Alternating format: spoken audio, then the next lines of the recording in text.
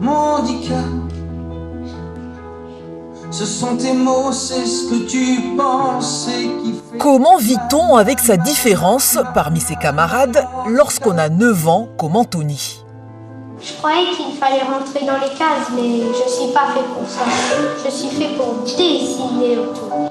Exactement. Ce que tu vois comme un handicap est qu'une autre façon de comprendre et de voir le monde.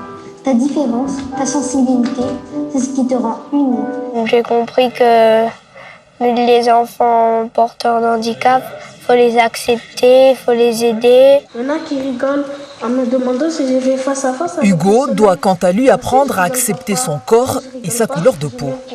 Ma peau, ce n'est pas un sketch, c'est mon histoire. Vous aussi d'ailleurs, les regards, les remarques, ça fait mal. Ça m'a appris de rester soi-même, d'être soi-même. Aussi, ça me rend heureux. Ils sont 53 élèves à monter sur scène après une année scolaire de travail. À l'origine de ce spectacle, 2 enseignantes de l'école d'Amaz-le-Gros, Christelle Turpin est l'une d'entre elles.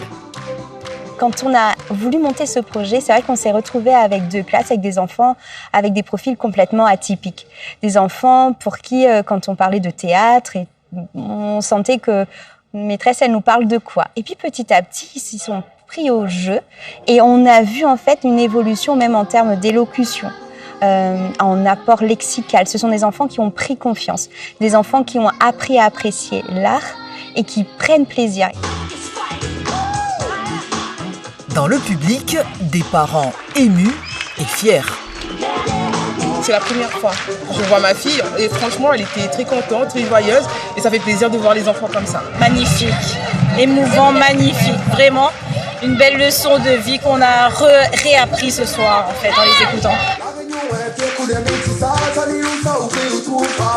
350 personnes sont venues applaudir les comédiens en herbe mercredi soir à la Cité des Arts à Saint-Denis.